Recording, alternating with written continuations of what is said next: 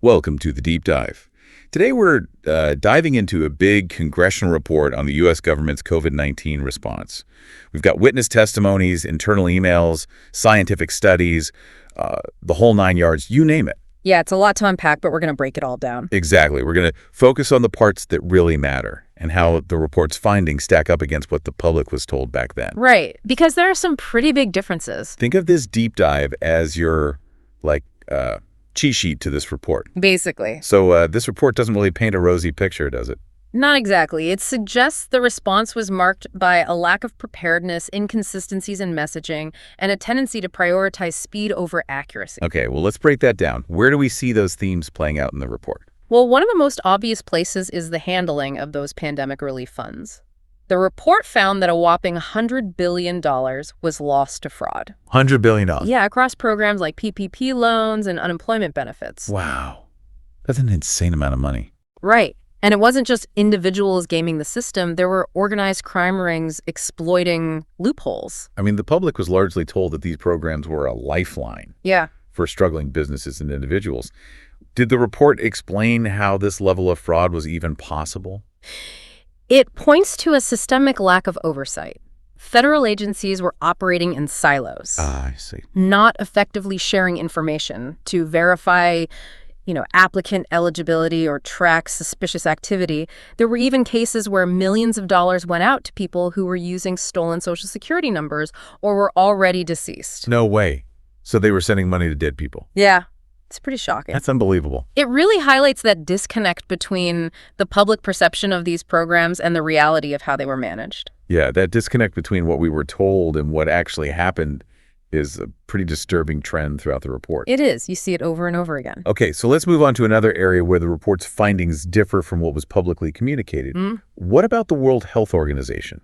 Yeah, the WHO. What did the report uncover about the WHO's actions? Well, the report suggests that the WHO was super reliant on information coming from the Chinese government, even when that information was contradictory or lacked transparency. So basically taking China's word at face value. Pretty much. And this is especially true when it came to downplaying the possibility of human-to-human transmission early on. Right. Because I remember at the beginning we were being told that there was no evidence of human-to-human transmission. Well, the report highlights how those early assessments from the WHO were based on preliminary investigations by Chinese authorities. Got it. And we now know that China was silencing doctors who were trying to sound the alarm about the virus spreading between people. So the WHO was relying on information that was incomplete at best and potentially deliberately misleading. Exactly. And because of that, the global community was slow to recognize how serious this pandemic really was. It makes you wonder how different things might have been if we had gotten accurate information from the start. Yeah, it's impossible to know for sure, but the report definitely suggests that the WHO's reliance on China delayed the global response. This paints a very different picture of the WHO than what was presented to the public at the time. Right. Like we were told they were this neutral, science-driven organization. Yeah. But it seems like they may have been more susceptible to political influence than we realized. Absolutely. It's a good reminder that we always need to consider the source of information and potential biases, even when it comes from organizations that are seen as trustworthy. One of the things I'm finding most interesting about this report is how it's encouraging us to really question the narratives we were given during the pandemic. I agree. It's like it's forcing us to rethink everything we thought we knew. Right. Like to be more critical of the information we're given, especially when it comes from sources that might have a reason to control the narrative. Absolutely. And that's something we should all keep in mind, not just during a pandemic, but always. This whole idea of questioning the narrative is fascinating, and it leads us to another area where the report's findings really differ from what was publicly communicated, the lab leak hypothesis. Ah, yes. The lab leak theory. That was a hot topic right from the beginning. Right. Was the virus a natural occurrence, or did it originate in a lab? This is a question that I think a lot of people still have. Yeah, and the report really digs into the origins of COVID-19, specifically focusing on the Wuhan Institute of Virology. So what did they find? Well, one of the most interesting things is how the report examines a scientific paper called proximal origin. Proximal origin, okay. This paper was published early in the pandemic and was widely cited to dismiss the lab leak theory as a conspiracy theory. Right, I remember that. But now the report is suggesting that Dr. Fauci, who was the director of the National Institute of Allergy and Infectious Diseases at the time, might have been involved in shaping the narrative presented in that paper. Wait, are you saying that the report implies that Dr. Fauci, who was like the face of the U.S. pandemic response, might have been involved in downplaying the possibility of a lab leak? That's what the report suggests. It states that Dr. Fauci prompted the drafting of the proximal origin paper to specifically disprove the lab leak theory.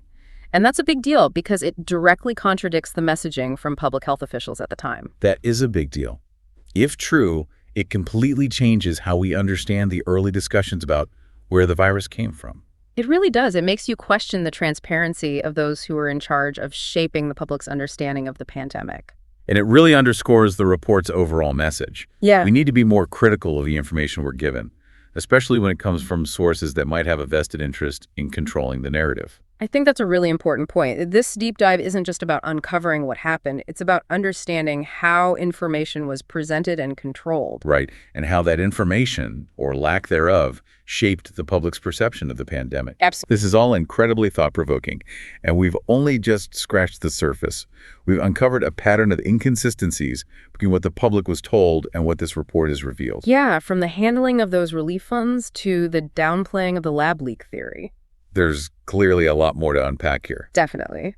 In the next part of our deep dive, we'll explore the report's findings on those controversial early pandemic measures. Lockdowns, mask mandates, and social distancing. We'll also examine the effectiveness of those measures and how they were communicated to the public. Stay tuned.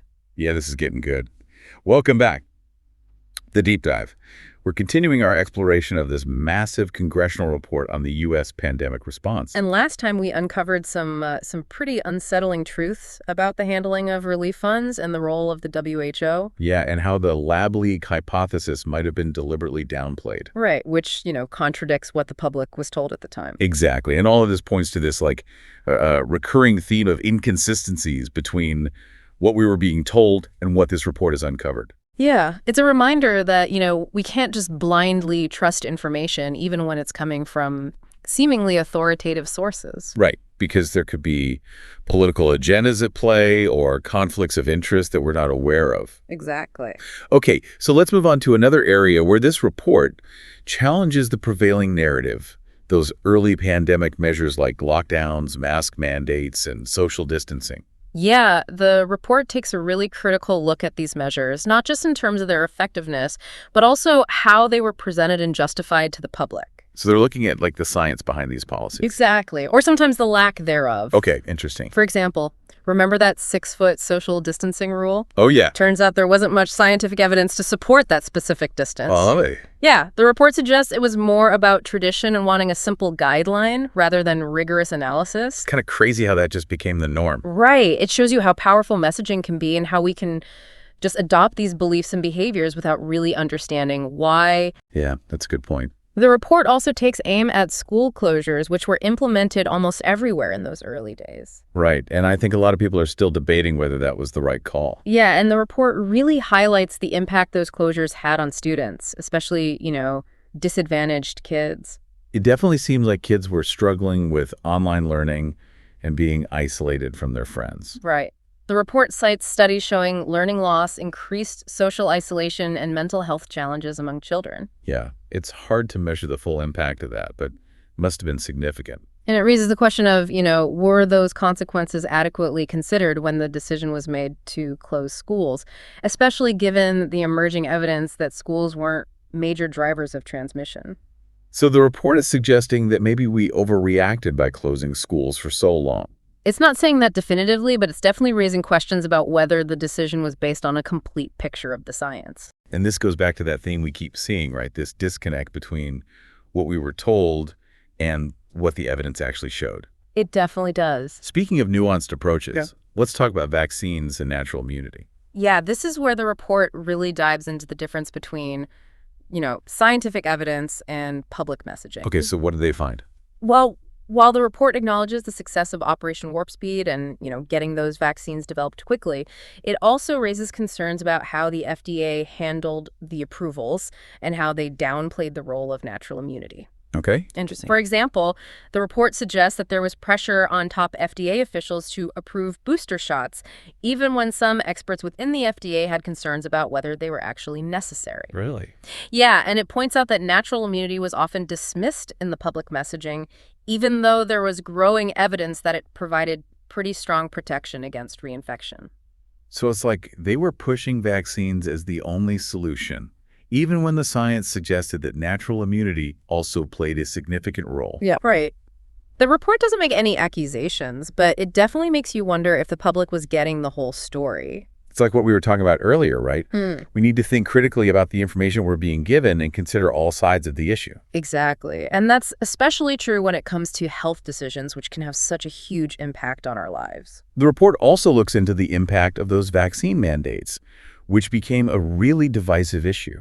Yeah, it shares stories of people who felt like they were being silenced, people who lost their jobs or even educational opportunities because they chose not to get vaccinated. And people who experienced side effects that weren't really acknowledged by public health officials. Exactly. These personal stories really drive home the point that those one-size-fits-all approaches don't work for everyone. And that we need to consider individual circumstances and, respect people's choices.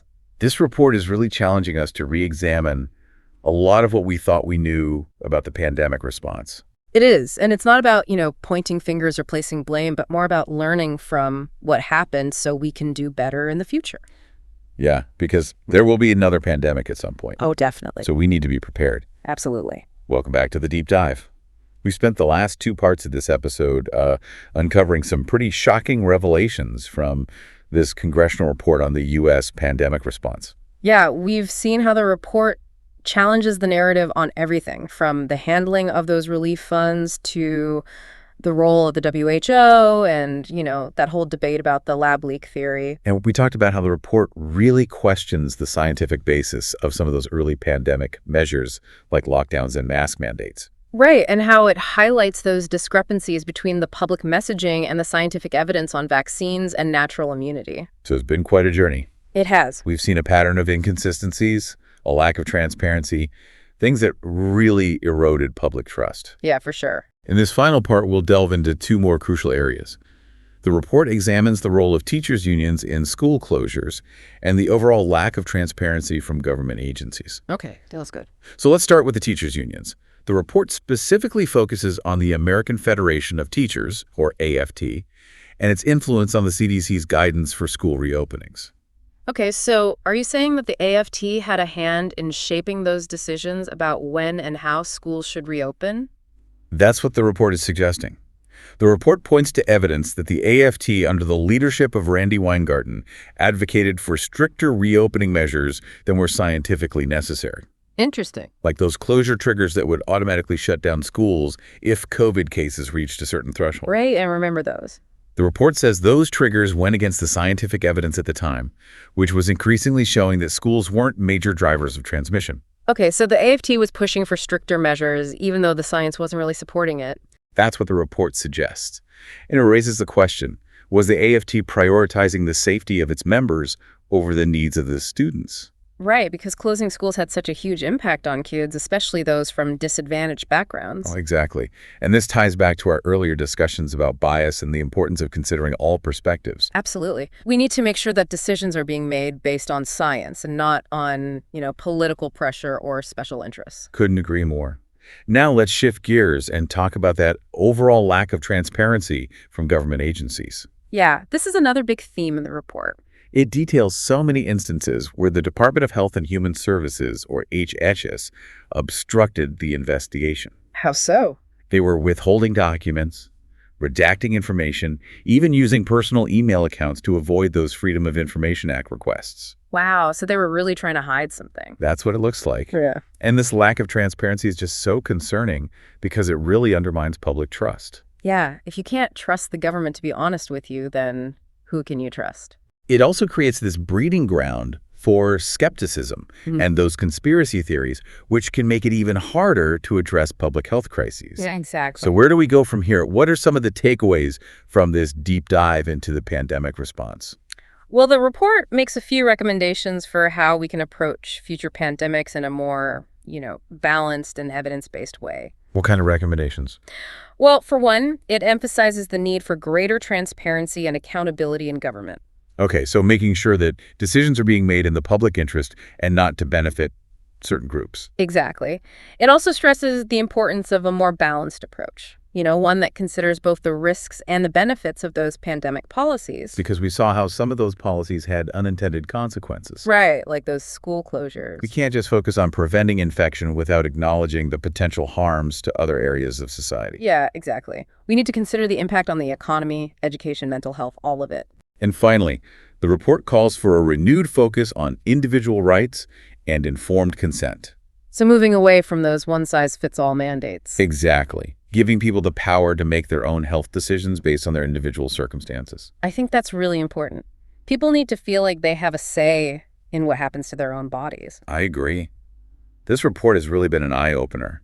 It's challenged us to think critically about the information we receive and to demand better from our leaders. Yeah, and to be more aware of our own biases and how they might influence the way we interpret information. Absolutely. It's a reminder that we all have a responsibility to stay informed, to ask questions, and to hold those in power accountable. Because ultimately, we're all in this together. Well said.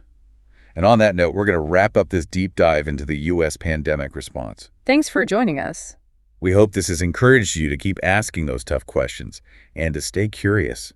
We'll see you next time for another deep dive into the issues that matter.